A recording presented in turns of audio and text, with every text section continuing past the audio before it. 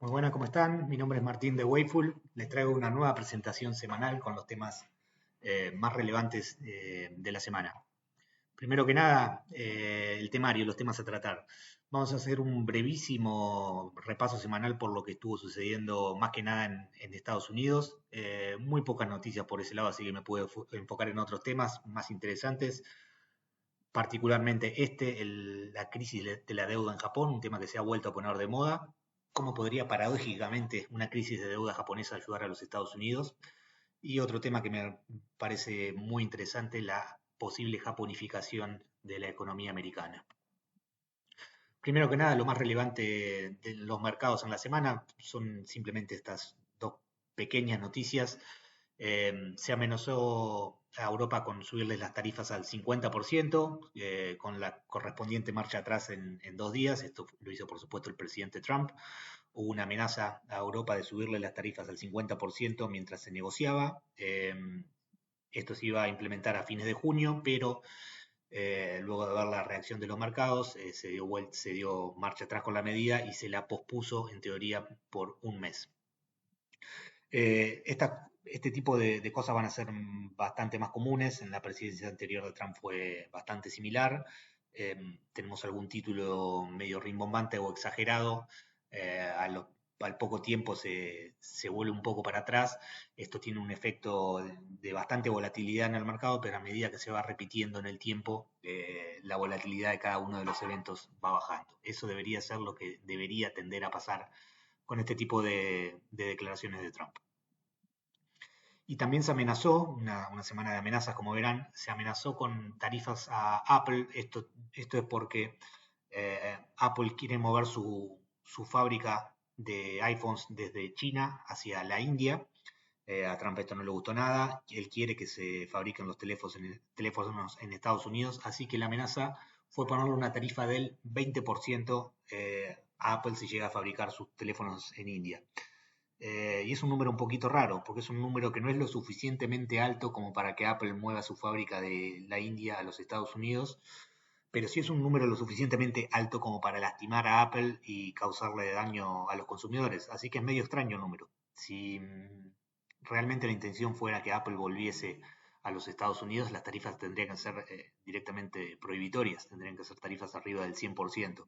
Una tarifa del 20% es algo que a Apple le va a quitar mucha competitividad. Eh, yo supongo igualmente que si Trump le pone tarifas a Apple, le va a poner al resto de los teléfonos del mundo, es algo que quiera darle efectivamente una desventaja competitiva a Apple. Pero bueno, es un número que no es lo suficientemente bajo como para, no es lo suficientemente alto como para mover a Apple a Estados Unidos y es lo suficientemente alto como para lastimarla, tanto a Apple como a los consumidores. Pero bueno, me resultó interesante que después de muchas idas y vueltas parece que finalmente la idea sí es que vuelvan fábricas a los Estados Unidos, pero el enfoque, en vez de hacer de arriba hacia abajo, va a ser de abajo para arriba. O sea, en vez de targetear todo y después ver qué es lo que querés que vuelva, acá es al revés. Es ver qué es efectivamente lo que querés de vuelta y targetearlo muy, pero muy específicamente. Yo no creo que nada de esto esté bien, pero dentro de la lógica de Trump de querer que vuelvan cosas a Estados Unidos, tiene todo el sentido del mundo. Eh, lo que sí me hizo un poquito de ruido esto que le decía del número medio extraño del 20%. Bueno, y lo que es el tema me parece, no quiero decir del año, pero va a ser una de las cosas, de esos temas que van a dar que hablar. Esta es una de esas cosas que dan que hablar hace 30, 40 años. La situación de la economía japonesa, eh, hay muchísimas cosas para decir de esto. Bueno, primero que nada arranco por qué viene todo este comentario que voy a hacer sobre Japón. El primer ministro de Japón hizo una declaración muy increíble, que es la siguiente, que las condiciones financieras de Japón son peores que las de Grecia. Yo supongo que se está refiriendo a la Grecia del año 2011. 2011 sí, de 2011 al 2014, hasta el 2015 duró la crisis de Grecia. Yo supongo que se está refiriendo a eso, pero fíjense lo que es para que el propio ministro de Japón compare su economía de un país tan de avanzada como Japón con la de Grecia. Acá la declaración exacta, estas son declaraciones que le hizo el primer ministro de Japón al Parlamento de Japón el día lunes. acá les traduzco, dice, es importante reconocer los peligros de una sociedad y un mundo con tasas de interés. El gobierno no está en una posición de comentar sobre las tasas de interés, pero la realidad es que estamos enfrentándonos a un mundo que las tiene. La situación fiscal de nuestro país es, sin dudas, extremadamente pobre, peor que la de Grecia, dijo el primer ministro al Parlamento el día lunes. Eh, Gravísimo. Yo no recuerdo a un presidente hablar así de su propio país, comparándolo tan pero tan para abajo, eh, pero probablemente tenga razón. Buena parte del mundo está dormido de volante con lo que está sucediendo en Japón, simplemente porque es algo que todo el mundo está viendo que va a suceder hace 20 y pico de años. Se ve que lo de Japón se va a terminar, no tiene forma de terminar bien, pero bueno, uno nunca sabe a ciencia cierta cuándo terminan de estallar estas cosas, entonces tiende a dejar de prestarles atención con el tiempo, pero no significa que los peligros no sigan ahí. Primero que nada, un repaso lo haré lo más breve posible para que quien le interese la economía. Es súper interesante la historia económica japonesa a partir de los años 70. Para que le interese, les digo, se hacen un festín, la verdad. Bueno, ¿cómo llegó hasta aquí Japón? A fines de los años 80, los bancos japoneses, a fines de los años 80, Japón estaba en su mejor momento histórico. Se hablaba del famoso milagro japonés hasta los años 80. Bueno, todo esto terminó con una regulación como todo, por supuesto, fue una multiplicidad de factores. Esto, lo que le estoy señalando aquí es inexacto simplemente por la cantidad de cosas que me faltan, pero bueno, es el tiempito que tenemos. Por ahí algún reporte aparte sobre Japón más adelante. Eh, a final de los años 80, los bancos japoneses fueron obligados a cumplir con una cuota de préstamos. Esto significa que tenían que prestar X cantidad de dinero y fue un monto que se fue incrementando con los años. Esto resultó en que los bancos terminaron dando muchísimos préstamos pésimos a compañías que nunca tendrían que haber existido, pero como los bancos eran obligados a cumplir con esta cuota de préstamos, empezó a haber dinero muy fácil por todos lados. Todo esto derivó en una burbuja muy impresionante, probablemente la burbuja más grande de la historia moderna, sí, de la historia moderna seguro, que terminó reventando a principios de los 90, cuando el Banco de Japón sube muy tardíamente las tasas de interés. Ahora lo vamos a ver en un gráfico. Para contener una burbuja financiera, los activos japoneses se habían multiplicado muchas veces en un periodo de tiempo muy corto. Era obvio que había una burbuja. El Banco Central sube la tasa de interés y pincha todo de una manera espantosa. Hubo muchísimos factores externos, muy notablemente el señalado de Plaza Accord, que aceleraron este desenlace. El Plaza Accord consistió en que las tres economías más desarrolladas del mundo y Estados Unidos, de las cuatro economías más desarrolladas del mundo, se pusieron de acuerdo para todos revaluar sus monedas contra el dólar, con el objetivo de devaluar al dólar y devolverle algo de competitividad a la economía americana. El dólar en ese momento estaba muy fuerte por la presidencia de Ronald Reagan, unos muy buenos años económicos bajo Reagan y un elevado nivel de tasas de interés que se había heredado desde los años 70, así que el dólar americano estaba muy fuerte, la economía americana se percibía poco competitiva, entonces lo que se arregló con las economías más importantes del planeta es devaluar el dólar americano, fortalecer todo el resto de las monedas y darle un poco de competitividad, de vuelta, perdón la redundancia, al dólar americano. Esto también coincidió justo con la suba de tasas estas de Japón y terminó en el desastre que continúa hasta el día de hoy. Bueno, de vuelta, por la cantidad de préstamos que fueron obligados a dar los bancos, todo el mundo terminó muy pero muy endeudado, muy particularmente los bancos pequeños japoneses. Por más que se intentaron decenas y decenas de rescates, el nivel de deuda era demasiado y todo el tema bancos en Japón terminó hace un par de años nomás, y terminó con el quebranto de prácticamente todos los bancos y de la cantidad de cientos y cientos de bancos que había en Japón quedaron solamente 4, que fueron los que terminaron absorbiendo todo y que hoy en día mantienen hasta el día de hoy buena parte de esa deuda que viene desde los años 80. Bueno, y esto fue la pinchadura de la burbuja japonesa. Comenzó un periodo que en su momento se lo llamó como se lo llamó la década perdida japonesa, que fueron los años 90. Durante los años 2000 esto se extendió y se lo llamaron las 2 décadas perdidas de Japón. Y a partir del año 2010 también siguió sucediendo y se lo empezó a llamar las 3 décadas perdidas de Japón. Y ahora ya vamos por la 4ª década perdida de Japón.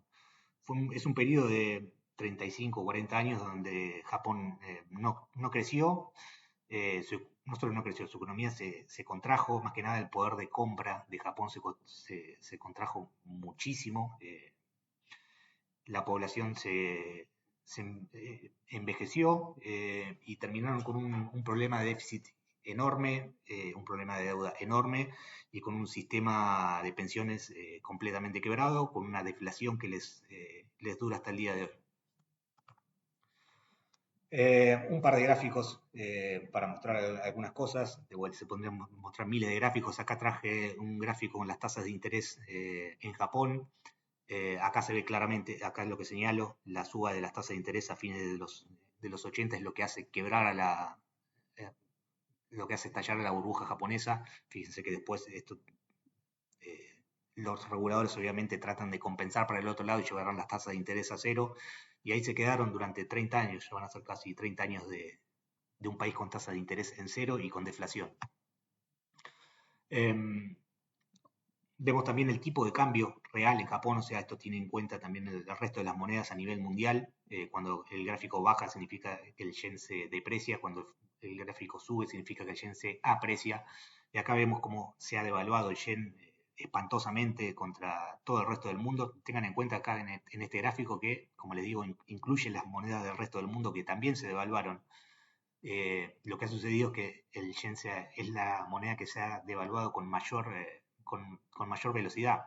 Y fíjese qué interesante, esto no le ha dado nada de competitividad a la economía japonesa. Siempre que se dice que la solución para los problemas de competitividad es devaluar la moneda, hay vastos contraejemplos de esto. Acá hay uno de ellos, el yen japonés, depreciándose desde hace 30 y pico de años.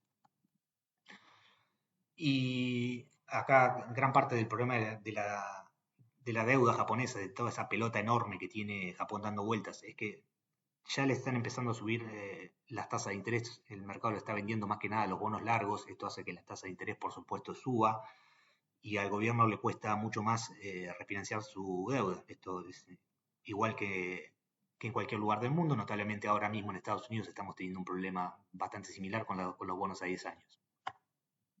Acá vemos la cantidad de deuda muy notable que tiene Japón, casi 250 puntos porcentuales del PBI en términos brutos. Siempre que hablamos de deuda tenemos que ver los términos brutos. Bueno, es un ratio de deuda que es completamente alocado. Siempre lo que se dice es que como la deuda japonesa está en manos de tenedores locales, Japón se puede permitir tener un ratio deuda-PBI tan disparatado como el que vemos ahora, del 250%. Y eso es cierto hasta cierto punto. Me parece que esto fue sostenible, no sé si va a seguir siendo sostenible, pero fue sostenible no porque Japón era un deudor a nivel local, sino porque era acreedor a nivel global. Si bien Japón le debe muchísimo dinero a sus ciudadanos, a Japón le deben mucho dinero. Notablemente es el mayor tenedor de treasuries del mundo. Uno por ahí piensa que es China el mayor tenedor de bonos del Tesoro americano, pero no, es Japón. Y acá vemos,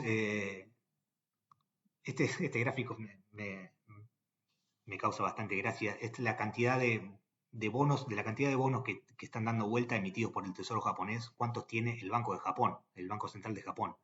Y la respuesta es el 52%. Este es un claro gráfico que te muestra que ya primero que nada, esto es déficit acumulado. El Tesoro emite para cubrir el déficit y el Banco de Japón se los compra.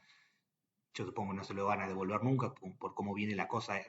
Es muy complicado que esto se termine de devolver, pero bueno, que tu banco central sea el que te tiene que comprar tu deuda me parece que es una admisión de fracaso en sí mismo. Y no es algo obviamente exclusivo de Japón, esto lo hace todo el mundo. De vuelta no significa que esté bien. ¿Y por qué es noticia esto ahora? ¿Por qué salió el primer ministro a hablar y a mover tanto las aguas, a hacer esas declaraciones que de vuelta me parecieron muy impresionantes? Japón tuvo su peor subasta de bonos desde el año 1987. Esto fue con los bonos a 20 años, bueno, bastante largos.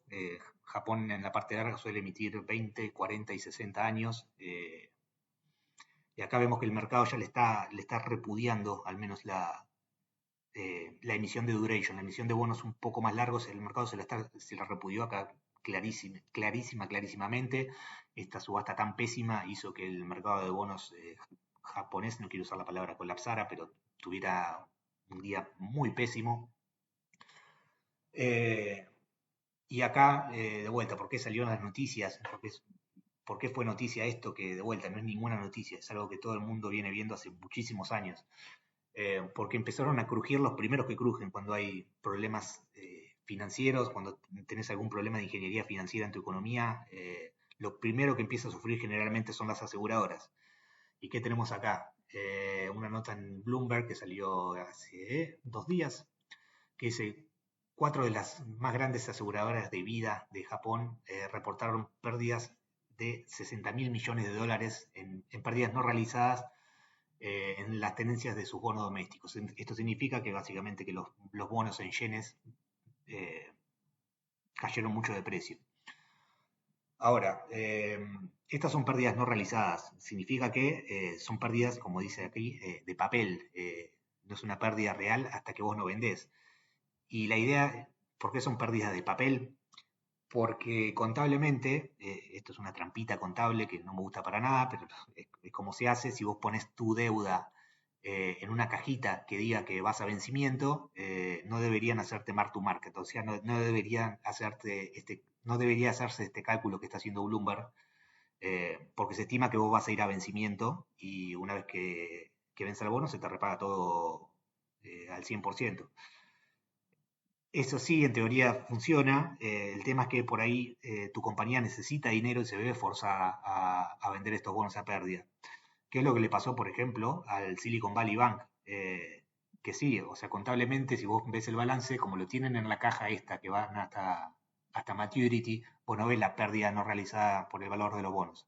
Ahora, cuando los tipos están ahogados y necesitan efectivo y tienen sí o sí que salir a vender estos bonos, ahí es donde se le hace mark to market a la pérdida y ahí es donde terminan quebrando los bancos.